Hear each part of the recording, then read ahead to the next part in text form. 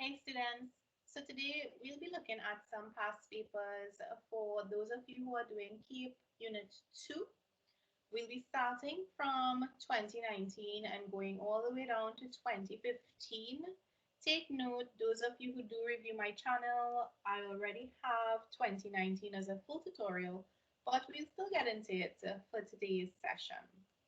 All right, so complex numbers. What are some of the basics you need to remember? Well, standardly, a complex number is written in the form x plus iy, where you should know that the real part of the complex number is represented by our x, and the imaginary part of our complex number is represented by that coefficient of your I. All right, so with that said, there are also some basic formulas for finding your angle as well as your argument.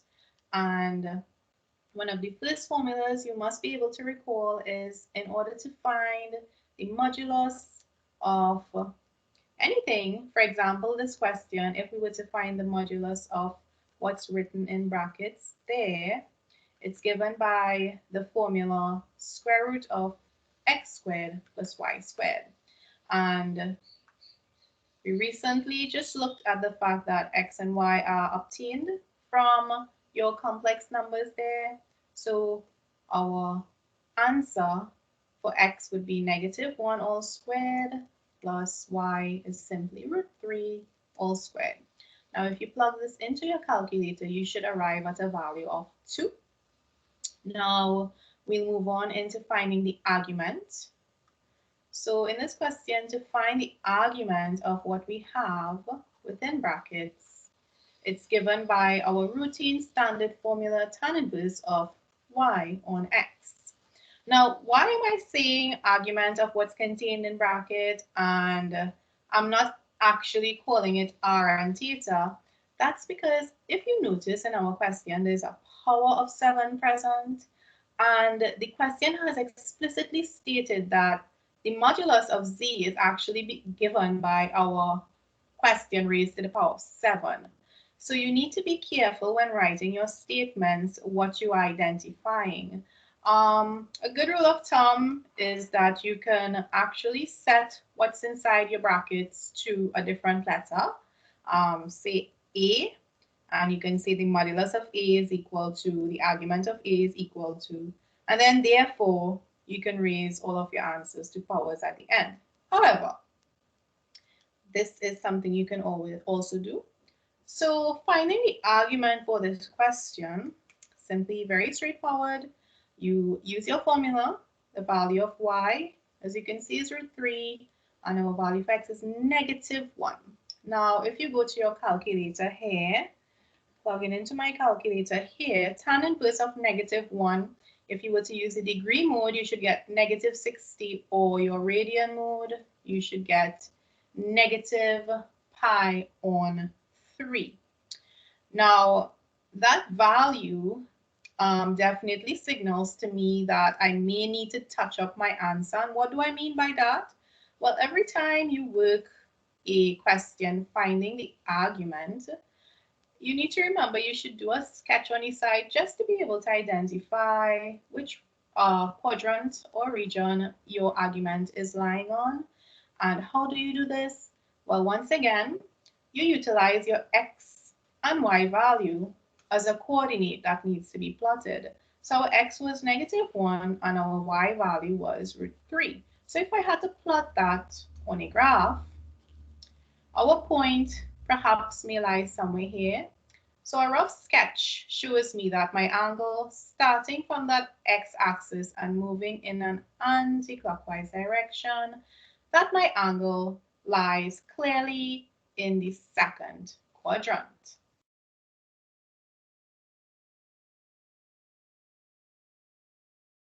Now, that angle is lying in the second quadrant. You actually cannot accept your argument value as is. Whenever your angle lies in that second quadrant, you actually need to add pi to your argument value. So our true argument value for this question is simply for -1 plus root 3 will simply be equal to pi plus our previous value. All right, and that's just 1 subtracted third, which is 2 pi on 3. So in particular, for this question, we have worked out satisfactorily our value for our modulus to be 2 and our value for our argument to be 2 pi on 3. Now, if our question was not raised to any power of 7 in particular, what we could have done if they asked us to write the answer in the form RE to the I theta, it would have simply been equal to 2, because we found R to be 2, and then E to the 2 pi on 3I, where 2 pi on 3 represents our theta. But in this question, you'd notice that they raised it to the power of 7. So all we have to do is take our pre-calculated standard answer to no power and simply raise it to the power of 7. Very, very simple. And all that's going to happen is that you are going to get 2. You're using your rules of exponents very carefully, your rules of complex numbers as well. You get 2 to the power of 7, and you get 2 to the power of 7 by 2 is 14 pi on 3I. And oops, and almost we're done. I mean, you can simplify this to get 128 e to the 14 pi on 3I.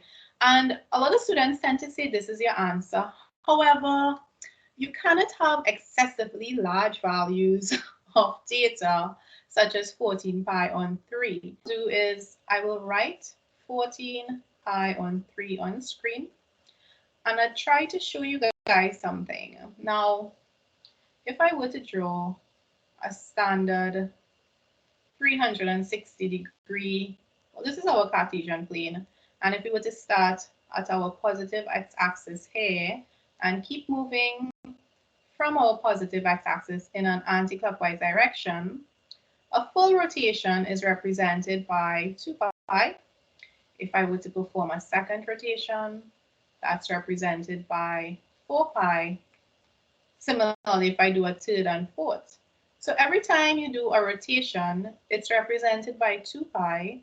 What you can do to subtract out rotations from your answer is simply, if your answer is positive, you can simply subtract 2 pi or continuously subtract factors of 2 pi out. So looking at this, very easily, you can begin by you'd subtract out 2 pi once, and subtracting out 2 pi should give us, let me just plug that into my calculator here, and that gives us 8 pi on 3.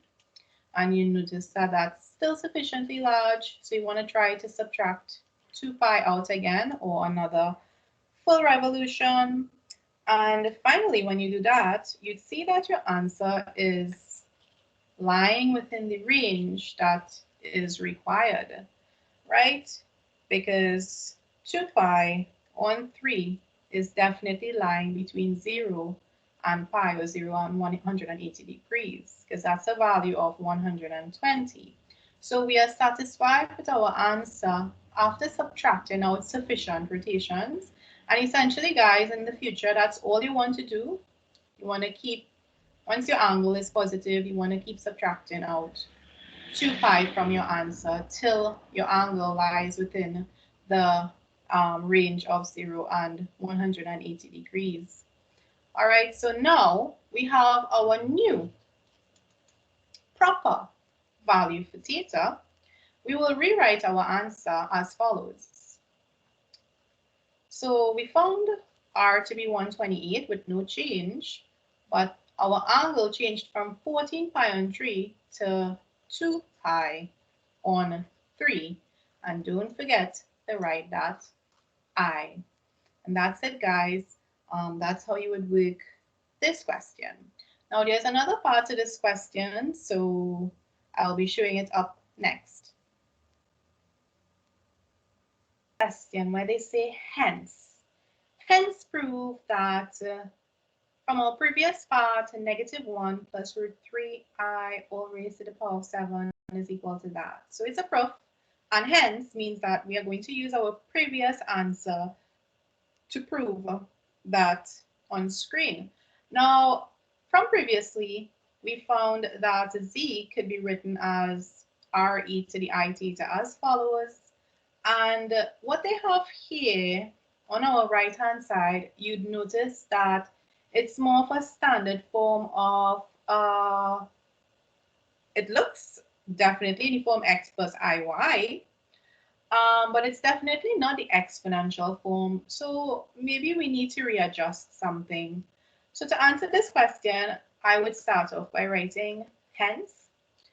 And using what we learned previously, we found that z was equal to 128 e to the 2 pi on 3i. Let's attempt to change the format of this. Perhaps use the polar form. And the polar form is where we try to rewrite this in the form cos theta plus I sine theta. So rewriting this in the form, so I'm going to write, we are going to attempt to use the polar form here. And that polar form is typically known as that r. You have that r cos theta plus I sine theta.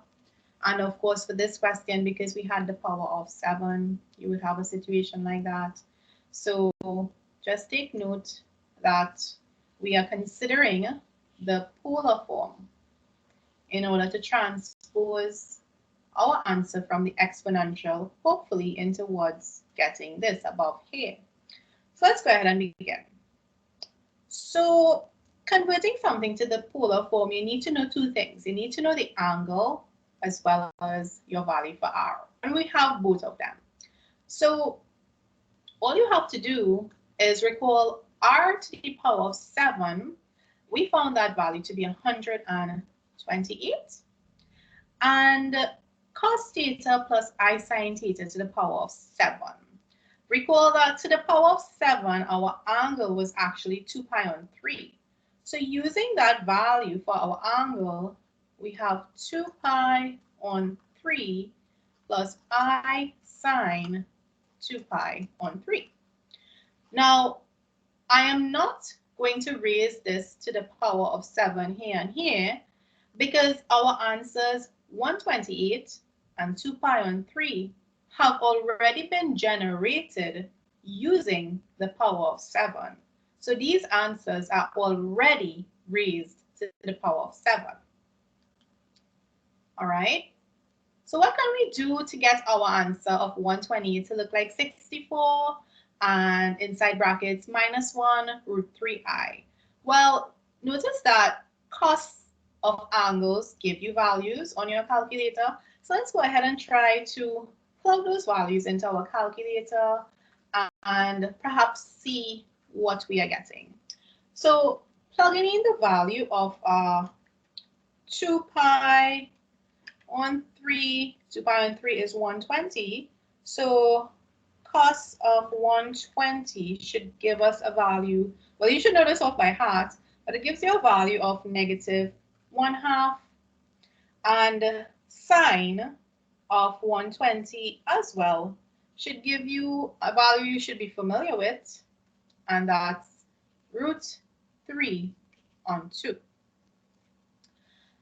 Now, we need to get rid of that 128 somehow, and I can see that we have a common factor of a half within brackets.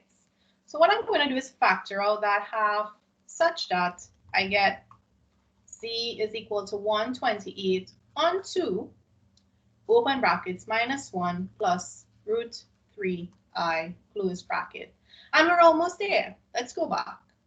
You can see that what they have, -1 plus root 3i in brackets, is what we want. And then all that's left is to get that 64 in front, which you can see developing right here. If you simply divide, you will end up getting your answer in the requested format And that is your solution. And make sure you write your little box or your QED symbol or whatever you do to represent that you have proven something. So I hope that I have explained this as simply as possible. I hope it's helpful, and I hope that you guys are able to learn how to apply different forms of a complex number, whether it's trigonometric, polar, exponential, into different formats back and forth. Okay, guys, so next we'll be looking at another question, 2018. And once again, we'll be only focusing on the complex number aspect of that question. Here, the complex part of that past paper. And on screen here, as compared to 2019, you see that it gets a whole lot easier now that you've actually done something a bit more difficult just previously. So once again, recall that your question is in the form, we have x plus iy, right? So our values for x would be 1, and our values, sorry, for y would be -1, which is that coefficient of I. With that said, I'll just write it here. It's always good to write on what you know, so that even if you don't know how to begin working a question, you can see what you do have, and you can start building from there slowly. So they want the answer in a particular form, re to the I theta. All right, now we do know two things. We know how to find the modulus of C, and that's given by the very popular formula of square root of x squared plus y squared. And a simple substitution based on our values would give us 1 squared plus -1 squared. And that gives us root 2, I believe. Now, moving forward towards working out our argument of C, state on screen our formula is tan inverse of y on x. And you guys, we just need to substitute our values. That will be tan inverse of y is -1 on 1. So tan inverse of -1. And tan inverse of -1 is simply -45 degrees. So if you wanted to write that as an angle, but of course, you know, we make sure to write our values as radian modes. So pi on 4, negative pi on 4 should give us 45 degrees. All right. So once again, to make sure we know our true value of the argument, we always need to do that sketch just to make sure. All right, so doing our sketch, let's see what quadrant our argument is lying on. We have coordinates 1, -1 generated from the values x and y, and 1, -1 lies down in our fourth quadrant. Now, if your values for your argument fall either in your first or your fourth quadrant, then there's nothing that you need to do to change your value. Those are your true argument values. So for this question, we have successfully finished working our values for the r and the theta. So now we just put our values together in the format they are requesting. And the format they are requesting is the form r e to the I theta, where r we have found to be √2, and theta we have found to be -pi on 4 and I. And that's it, guys. That's how simple it is to work a question like this. Stay tuned for the next part. Okay, guys. So we have the words on screen, hence, which means we are definitely going to be using our previous part to work out our question here. And our previous part, if you recall, we found in the form r e to the I theta, we had gotten √2 e to the -pi on 4 I. Now this question is being raised to the power of 9. So what we're going to do, it's a proof, so required to show right, required to show. And what we're going to do is we're going to raise this to the power of 9, which means that we have to simply raise our answer to the power of 9. So what's root 2 to the power of 9? Well, use your calculator and you should get that being equal to, just using my calculator here, that's 2 to the power of 8, that's 16, and root 2, right? If you use your calculator, you're going to get a decimal. So just use your fingers a bit and you'll be able to definitely realize that root 2 to an even power a significant number of times just works out to be equal to 16. All right, guys, and then we have that remnant for the odd part of 9 being root 2. So you get 16 root 2, and then let's see, let's bring in our angle. So bringing in our angle of 9, we'll get minus 9 pi on 4i. Now remember, I told you guys for extremely large values of theta, theta is supposed to lie between minus pi and pi.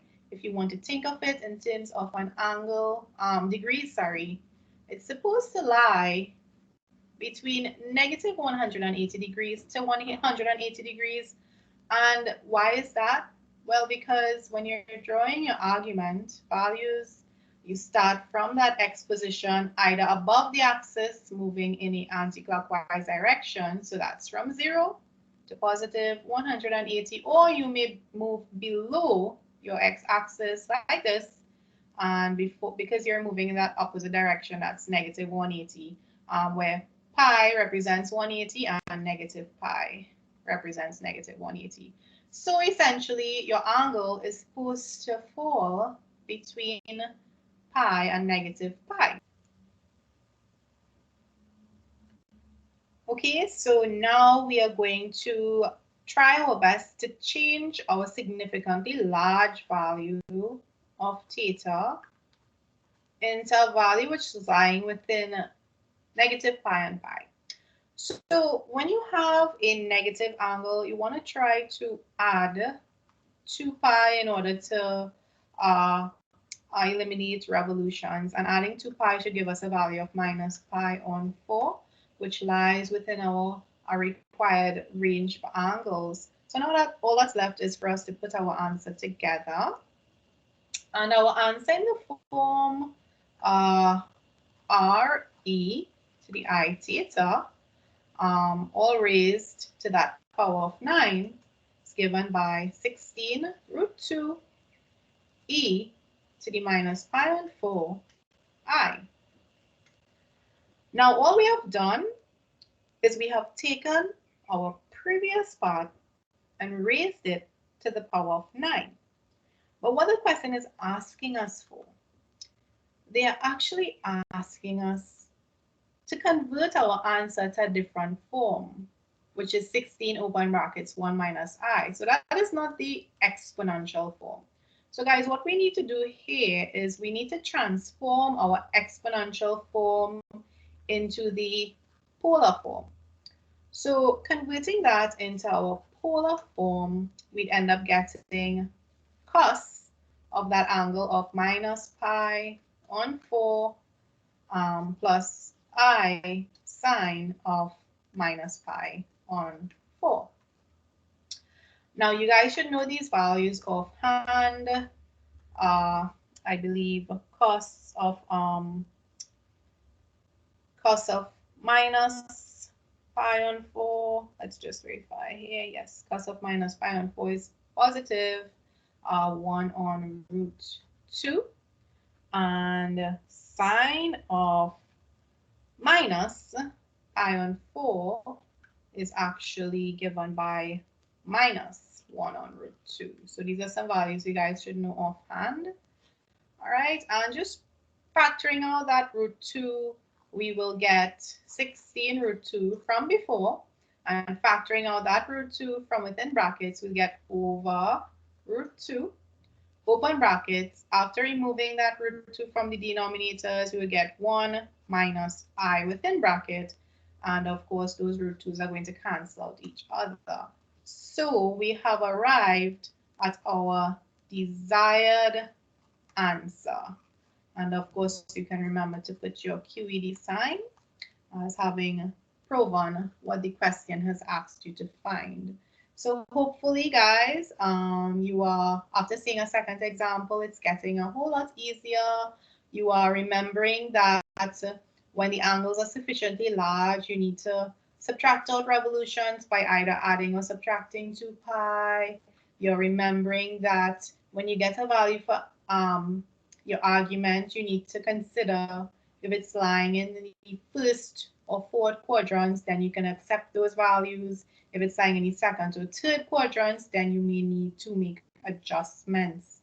All right, so stay tuned as we move forward onto our next past paper. I think we are on 2017 now. Okay, guys, so we are on 2017, and you notice that it's a bit different of a layout from the previous examples. On screen here, we have been given u is equal to x plus iy, and you have also been given u squared is equal to negative 15 plus 8i. How do you begin attempting a question like this? Well, first of all, we can perform equating. We can equate both values that we have for u, or perhaps we can square x plus iy and then equate values for u squared. That might be easier than it is to work with a square root. So we'll find u squared using x plus iy. So u squared would be x plus iy all squared. That's simply x squared plus iy squared. Now you have to remember that I squared is minus 1, guys. And then finally plus 2xy I. Now I squared, like I said, is minus 1. So that will give you x squared minus y squared plus 2xy I. And from before, from the question, we have that u squared is also equal to minus 15 plus 8i. So we are actually going to equate that value for u squared to our expanded value. And what we can do now is that we can equate coefficients of real and imaginary parts. So equating, let's equate the real parts and see what happens. So equating real parts, you'll get the real part on the left-hand side is minus 15. So you'll get minus 15 is equal to x squared minus y squared. That's one equation. And moving on to equate imaginary parts, you have imaginary. You have the coefficient of that imaginary part is positive 8. And you can equate that as well to the coefficient of the imaginary part on your right-hand side, which is 2xy, and we call that equation 2.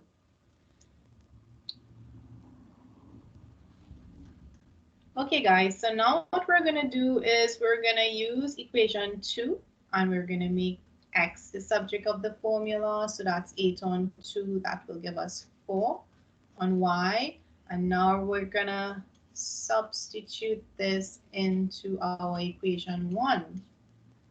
Substituting that into equation 1 gives us negative 15 equals 4 on y squared minus y squared. And from here on, it's just a bit of adjustments. You know, if you are skilled, you've got some skills in the field of algebra, you can follow along with me very quickly. I'm going to move here. That's just 16 on y squared minus y squared. And then next line, I want to attempt to bring everything onto the same side. And then finally, what I'm going to do here to get rid of that denominator is I'm going to multiply across by y squared to get 16 minus y fourth plus 15y squared is equal to 0. So that we have gotten our values as, I'm going to multiply across by minus 1 as well because I want my value here to be positive. So multiplying across by -1, I will get y to the power of 4 minus 15y squared minus 16 is equal to 0. And why did I multiply across by -1? Because I actually did not want this being negative. So that's the reason why I did that. Now we just have to simply factorize. And factorizing should be pretty simple here. I believe that's minus 16 and plus 1 should give us, yeah, that's good. And then, of course, you'd recall that we'd have to accept, if you were to find values of y squared, you'd say y squared is equal to -1, which is invalid because our values of x and y are supposed to be real values. So we'll accept this value here, which is that y squared is equal to 16, which implies that y can be either the square root of 16, which gives us plus or minus 4. So using this value here, guys, because y has to be a real number, we would continue using that value for y and substitute into x. X was, just pulling down, 4 on y. All right, so we had from previously x had a value of 4 on y. So when x has values of either plus or minus 4, you would get values of x to be plus or minus 1. So there you go. You have your solutions for your x and your y values, right? Which is what the question is asking us for. X has values of plus and minus 1, and y has values of plus and minus 4. So going back to our original question, let's see the form they want their answer in. Because not only did they want to find, they wanted to find the complex numbers x and y, but in the form written as u is equal to x plus iy. So let's write it in that form here. So in the form, in the requested form, all right, they have u is equal to x plus iy. Let's just write our values in place. So we will get u is equal to x is plus or minus 1 plus I by y, which is always also plus or minus 4. So you can simplify that by pulling out that plus and minus sign outside and just leave 1 plus that's 4i in bracket. And I believe that's your final answer for u being equal to x plus iy, where x and y have the values of 1 and 4 consecutively, and they contain two values, positive and negative. All right, guys, so that's the answer for this one. Stay tuned. We're going to be doing the next part in a few seconds. Okay, guys, so welcome back to the next part to this question. So notice this part says hence or otherwise, and we'll actually use the otherwise because it's actually quite straightforward and very simple to solve this equation. Now, at first glance, the equation looks complicated because it's long, but it's just a typical quadratic equation. We have z squared minus something z plus a typical 5 plus I, which could be like, you know, your constant value. And you can apply your quadratic formula. Now, applying the quadratic formula, you need to be able to know your values of a, b, and c. So our value of a is given by that coefficient of your z squared term, which is 1. Our value of b is given by the coefficient of z, which is minus 3 plus 2i. And c is that constant value 5 plus I, and we're done. We're just going to simply apply our quadratic formula where z is just given by negative b plus or minus square root of b squared minus 4ac all over 2a. And it's just a simple substitution, guys. You get negative b would be the positive of that because the signs are going to cancel. I'm going to put this in bracket. And then under our square root sign, we will get b squared, which is 3 plus 2i all squared, minus 4 by a, which is 1, and c, which is 5 plus I. So we have quite a bit of cleaning up to do under that square root sign. And on our denominator, we have 2 by a, which is just 1. So let's work on seeing what that part under that square root sign is going to give us. I'll change my color here so it's easy on the eyes. So still outside, we have 3 plus 2i plus or minus. And under our square root sign, we have 3 squared gives us 9. We have 2i all squared gives us 4i squared. And 4i squared is actually minus 4 because I squared is minus 1. And then our third part to that will give us 3 by 2 is 6, 6 is a 12i. All right, and then also we have, close my bracket there, we have minus 4 by 5, which is 20, and we also have minus 4 by I, which is minus 4i. That wasn't too bad. And then we have all over 2. So continuing our cleanup, we are seeing that our under our square root sign is going to give us, let's see, 9 minus 4 gives us 5. And 5 minus 20 gives us minus 15. And then our imaginary parts, plus 12 minus 4 gives us positive 8i. Does that look familiar? So going ahead and writing our denominator over here, we have 2. Now, how are we going to get the square root of this complex number? Well, if you remember that part where they said hence, can you remember that from previously in our part A to this question, you had to write u in the form x plus iy? And u in the form x plus iy, I believe we had gotten it equal to plus or minus 1 plus 4i. And also, from previously, we found that our value for u squared was negative 15 plus 8i. Can you guys remember that? Now, if u squared is given by negative 15 plus 8i, then it implies that u is given by the square root of negative 15 plus 8i. So therefore, considering the fact that using what we had from previously, that u is given by the square root of 15 plus 8i, what we can do here is simply replace this with u. So we are going to simply replace that with u. But replacing it with u does not really help us because u is a letter. Is there something else we can use to replace for u? Yes, there is.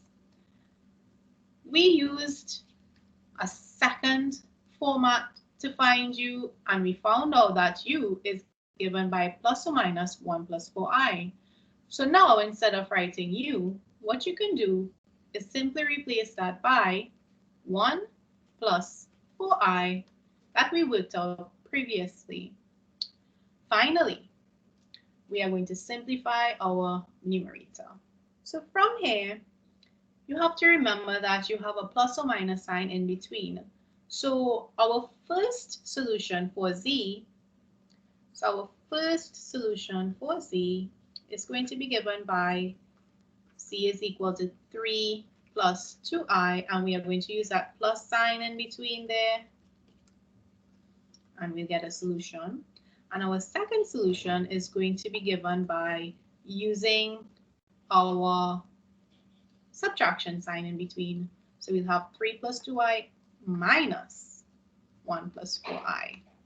So we have a situation where we have two different solutions. Using the first one, 3 plus 1 gives us 4. So that's 4 plus 6i on 2. And in the second one, you'll get 3 minus 1 gives us 2 minus 2i on 2. So overall, we have a solution of 2 plus 3i for z and 1 minus I. So there you have it, guys. Those are our two solutions for this question for values of c that are definitely not equal to 0. Stay tuned for my next question. We'll be doing, I think it's 2016.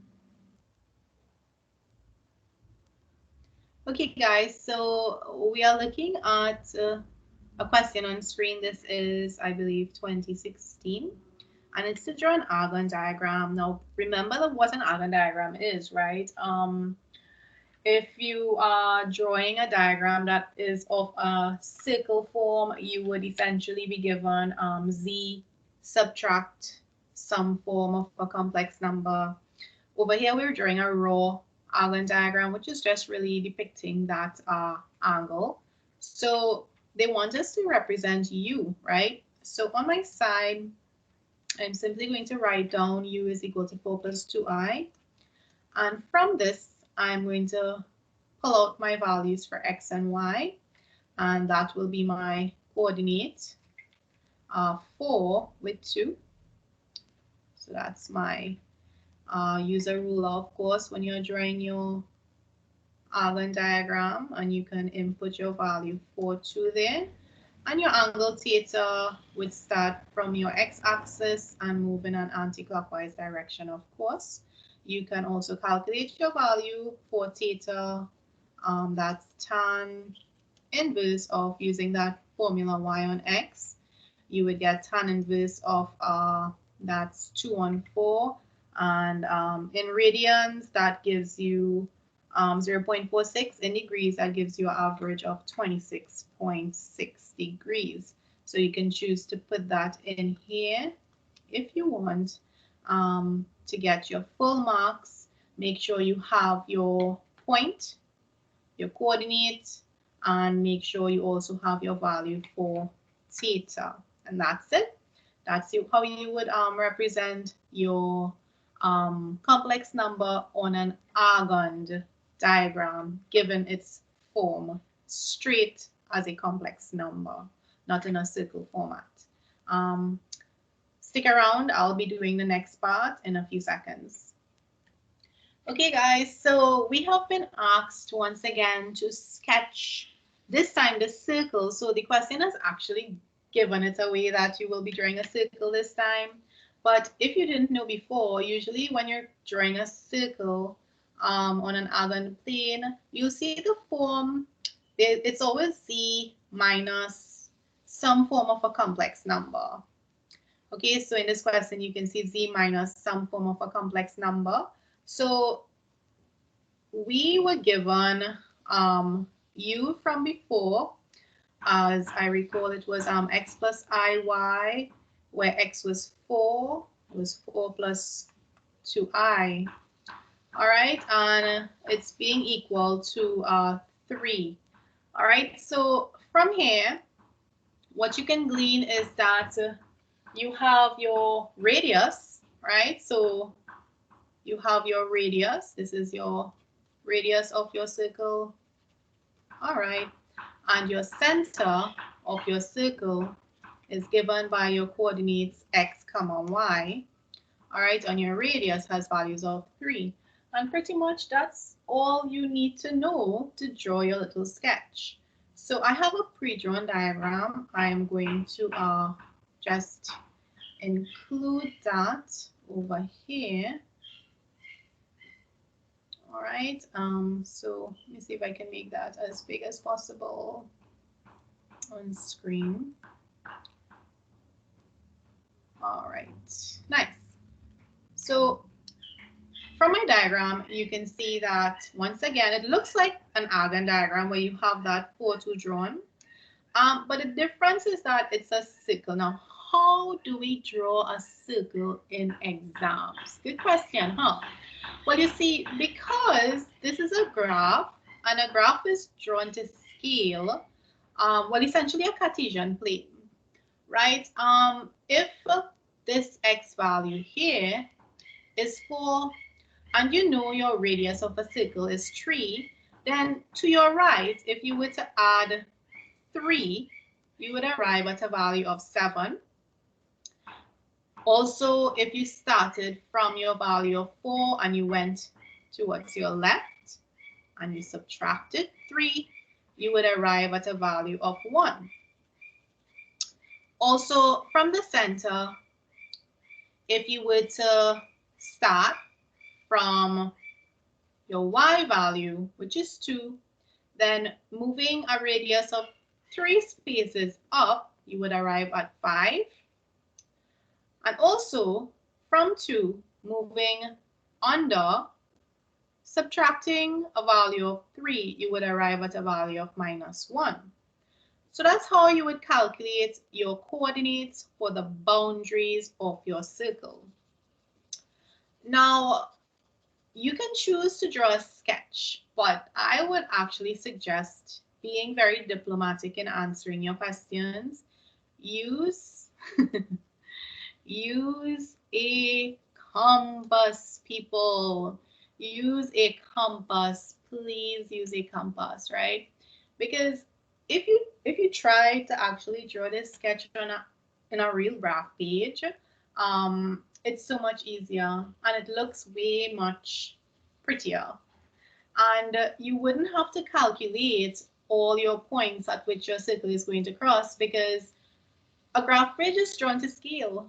So if you plot your center as 4, 2 using a proper scale, and on the center where you have that 4, 2, you place your tip of your compass and you open out your compass to 3 blocks, because your radius is 3. You open it out to 3 blocks. You simply draw a circle. What's going to happen is naturally your circle is going to hit all of these 4 values which the circle is bounded by on the graph. Okay, so if you use a compass, you're going to definitely minimize all the work that comes when you are drawing an Argan diagram, or sorry, not an Argan diagram, when you're drawing a circle on an Argan plane. Okay, so these are some of the key points they are looking for you to have. They would want to see your center. They would want to see where your circle boundaries lie, those 4 values. And that's it, pretty much. That's how you would do this question. And I hope it's getting easier for you guys. I'm trying my best to be very, very slow, very careful. And I really hope you guys do well in your exams. Okay, so stay tuned with me where I continue finishing up working on, I think we're on 2016, the last part. All right, so hold on, don't give up. You can go and take a break. You can pause this video at any time you want and you can come back to it. Okay, guys? So hold on, stay tuned for the next part. Okay, the last part. But not the last question. We do have one more question to go, okay? So just hold on. We are going to get there. All right, so in this question, I want us to find the modulus and principal argument of C, which is equal to U over V to the power of 5. Now, I actually do have this answer saved, so I'm going to share it on screen here. Okay, and I'm going to take my time and go through this answer with you guys. All right, so there are many ways you can do when you have when you are given Z and it's being raised to some power, and Z is equal to some fractionated form, right? Some students tend to, for example, if you have Z is equal to U over V to the power of 5, there's actually 2 ways you can do this. Some students, they'll find a way to work out U over V by rationalizing that denominator. They'll get a simplified version, and then whatever is left inside brackets, they choose to raise it to the power of 5. Personally, I love that method. I don't know, I love rationalizing a denominator. But anywho's, Here is another way. You can use your rules of moduluses where if you have something being raised to a power, you can separate it in the form u to the power 5 over v to the power 5, right?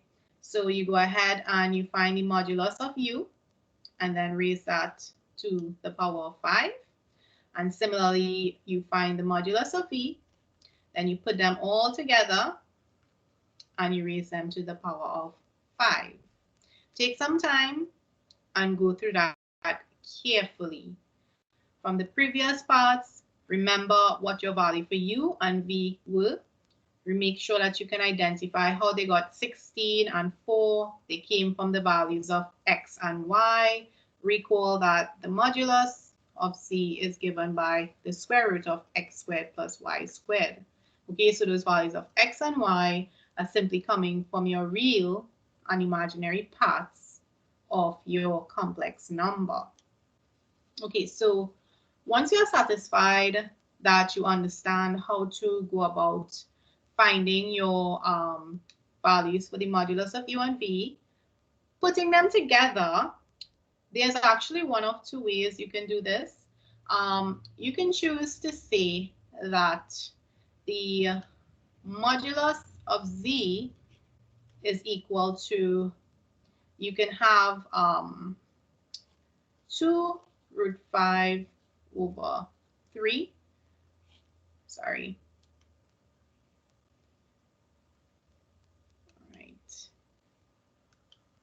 You can have this to the power of 5, all to the power of 5, or you could have written it like this, 2 root 5 to the power of 5 over 3 to the power of 5. You could have done it separately if you choose to. I think a lot of students may prefer this method because it's always easier to work with a smaller chunk than it is to work with a fraction. It's just a preference. But either way you choose to do your question, you should get the same answer, which is they worked it out to be a decimal. Now, generally, I'd suggest to leave your answer in as perfect of a form as possible, which is this. But this, since this is the last part of the question, and we may not have to use these values to work out another part, it might be safe for you guys to approximate your answer to 2 decimal places, and that's fine. Or you can choose to leave your answer in this perfect untouched form over here. Okay, unless specified by the question. Then to work out the argument, you simply have to work out the argument. Since it's being raised to the power of 5, you work out the argument of u to the power of 5. And remember your rules, if you are dividing, you would subtract the argument of v to the power of 5. And when you are raising to the power of 5, you simply, kind of like the rules of logs, you take the power and you place it in front. So it's 5 arg u minus 5 arg c. Let me just write that. So if you have your argument u to some power n, just recall that that's rewritten as n argument of u. For those of you who can't remember how that power of 5 is being written in front. Okay, so remember, this is a tutorial class. This is not the lesson on complex. If you want to understand complex numbers, you'd have to look at my full lesson on complex numbers. Okay. All right. So moving forward here, simply we went ahead and we worked out the value for the argument of u separately, where you would recall that the argument of u would be given by the formula tan inverse of y on x. And remember that y comes from the coefficient of the imaginary part and x is your real part. So that's where your values of 1 and 2 are coming from, right? You have to remember to look at your u. Right, same thing for v. They just went ahead and they used their formula and they converted their answers into decimals, not radians, because it did not work out to be a nice, clean answer in terms of pi. Right, and then finally, they remembered that they had to work the argument being raised to the power of 5. And this is a frequent mistake students make. After doing a lot of work, you get tired and you forget to go back to your question and find out what they were asking you to find out. They weren't asking you to find out separate values for the argument of u and v. No, they asked you to find out the argument of u and v, which is to the power of 5. So remembering that you worked it out to be of the form 5 argument u minus 5 argument of v, just simply substitute your answers and you would get your solution. So it's definitely worth it, guys. Questions like these come all the time, especially where you are given two complex numbers and they are asking you to raise it to power. It's definitely worth reviewing this question over several times by practicing changing the values for u and v, changing that power, making sure you remember how to separate the argument when it's a fraction through the process of subtraction, how to convert a power, into a simpler form like over here. All those little rules do definitely play a big role towards getting your answer correct. So stay tuned with me, guys. We are on a marathon here. It's been very long, but it's been great. I myself am learning a thing or two. Everybody learns. It's a learning process, right? Education, that's the way it goes. So we are going to do one more final past paper question. That's 2015. And I have chosen to stop at 2015 because I think that's perhaps the part of past papers that may be relevant to your year level. Okay, so let's go. Okay, guys, so drum roll, please. We are almost there.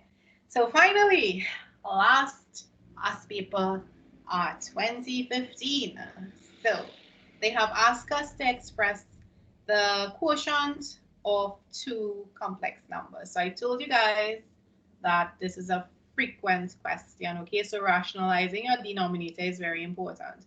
So we have C3 given as -2 plus 2i, and we have Z2 as √3 plus 3i.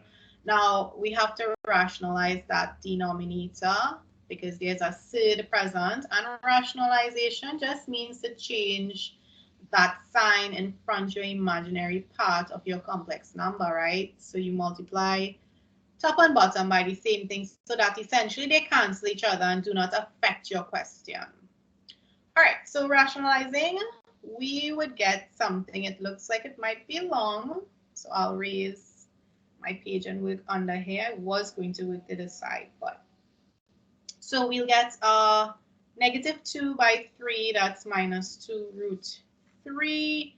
Then you get -2 by -3i, that's plus 3 to the 6i.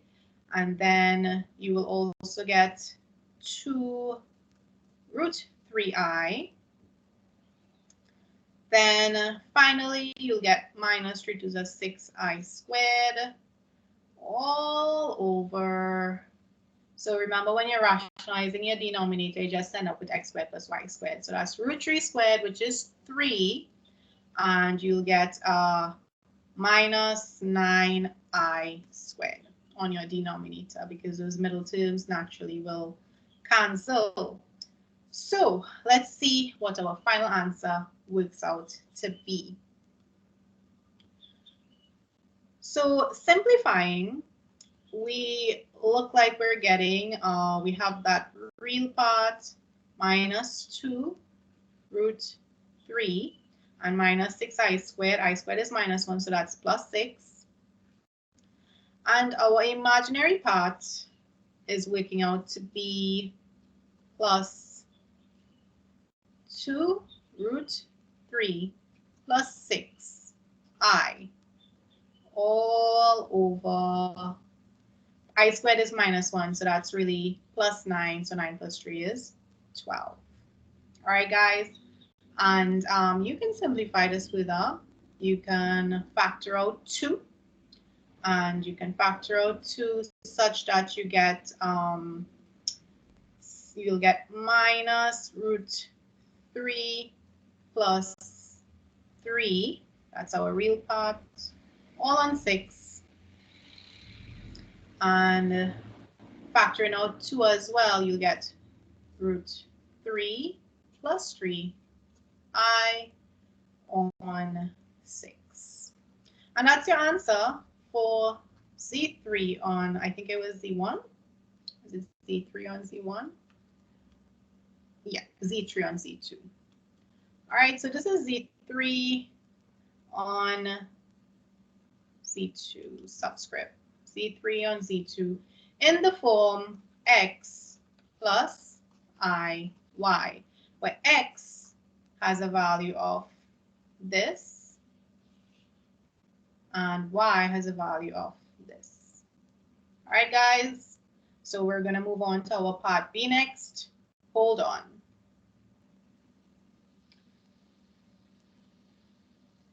Okay, guys, so welcome back. We are on to our next part of 2015.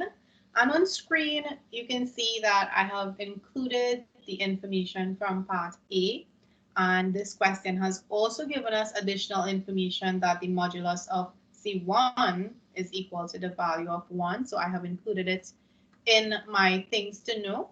Now, one thing I like to do when questions become this complex is, even though it's already written in the question, I actually like to start from a blank slate. So I will tend to write out the essential parts of information I know I need to use to calculate my answer.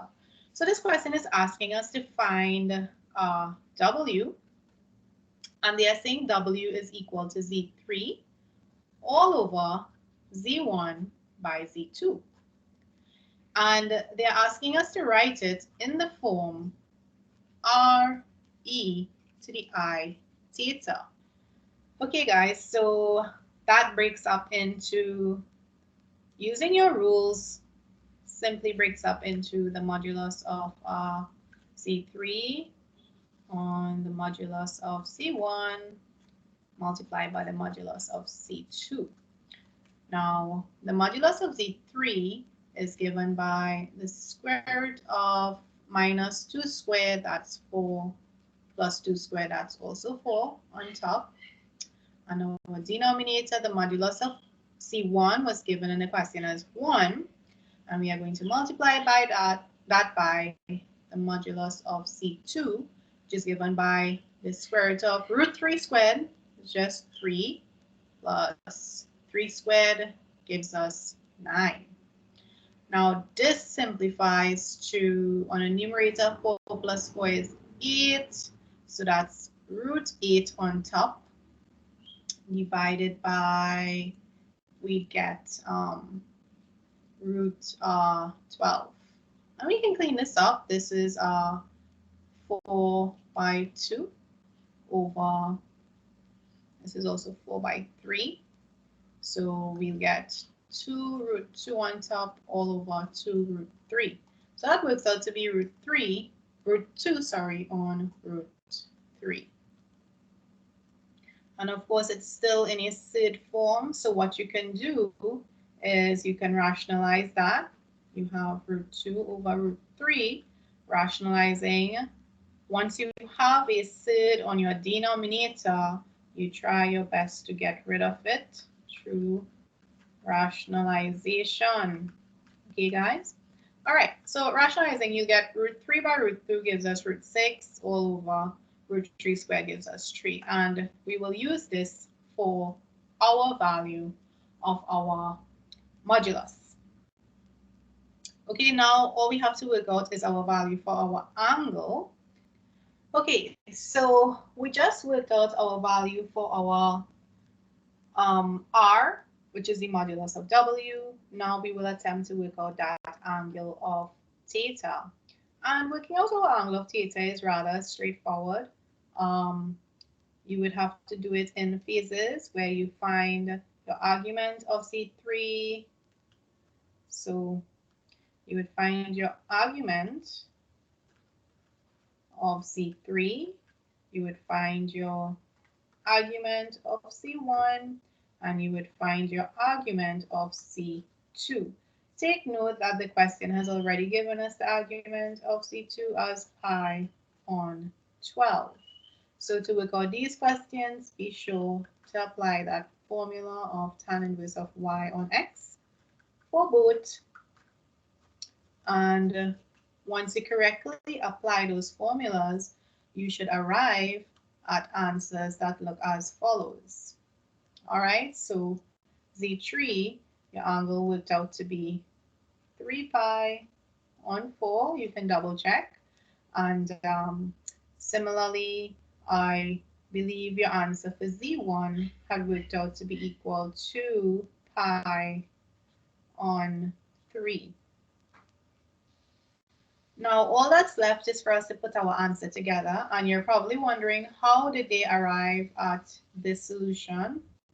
Well, your question has that you are finding the argument of W, and W has the following arrangement. It has C3 over, so you're finding the argument of C3 all over C1 multiplied by Z2. And using your rules, that breaks up into the argument of Z3, subtract the argument of C1 by Z2. Now, you must remember your rules of arguments when you are calculating these questions. They are a little similar to logs, all right? Also, the argument of that product works out into the argument of C1 plus the argument of C2. So at the end, you will get the argument of C3, subtract the sum of the arguments of C1 and Z2. Once you substitute your values correctly, you should arrive at a value of pi on 3. Finally, you have to recall that your question has asked you to write your answer in the form r e to the I theta. So I know sometimes you feel tired, you feel like you've worked everything correct, time to move on, but be sure that when you work so hard, don't give up. Work all the way to the finish line. You deserve it. You worked so hard already, you might as well just put the icing on the cake, right? So previously, we worked out that value of r to be root 6 on 3, right? That's this part over here. And then we also worked out the value of the argument to be pi on 3. That's this part over here. So it's just a matter of putting together your answer in that form r e to the I theta. And one good thing in this question is that our angle of the argument was not large. So we didn't have to exactly add pi or subtract out revolutions, 2 pi revolutions from the question. So this was a pretty nice question. Once again, questions like these do come all the time. So it's worth reviewing a question like this over and over till you get the hang of it.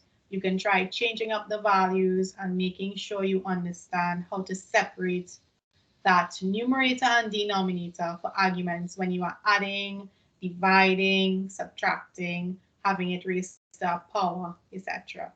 Okay, guys, so you've been with me this long. You might as well just hold on for the next 5 minutes. We're going to complete the final part to 2015. And then that's it. Okay, so we get to breathe. Okay, so hold on. Okay, guys, so we're back onto our final stampede. All right, so this question looks very familiar. And I told you guys after doing a full tutorial, it's pretty much seeing the same thing over and over, where you don't have to spend so much energy thinking through it. You recognize familiar formats and immediately you know what to do. So we did a question like this where you are given a complex number in the form v equals x plus iy, and you are also given the value of v squared. So if you recall, the first thing you have to do is square your value of v. All right, so squaring that value of v is going to give us x squared plus I squared y squared, plus we have x squared. Hold on. All right, so we have 2xyi. There we go. Now, just cleaning this up a little bit, you're going to get x squared minus y squared plus 2xyi. And also, now that we know that v squared has a value of 2 plus I, we are going to equate. Right? So on the left, we have one value for v squared, and on the right, we have a different value for v squared, and we can equate them because they're equal.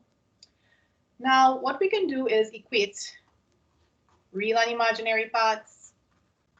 So equating my real parts, what will I get? Well, on my left, my real part is 2. So I will get 2 is equal to, on my left-hand side, sorry, on my right-hand side, my real part is x squared minus y squared. And just finishing up there, we have equating the imaginary part. All right, equating our imaginary part. On the left, our imaginary part is that coefficient of I, which is 1. And on our right-hand side, that coefficient is also 2xy. So we have two equations here, and you can solve them simultaneously. Please take note that this question is show that, so it's a proof. So be sure to write your proper statement, start off your question as a proof, and end it off with your box, right? Okay, so we're going to make y the subject of the formula here.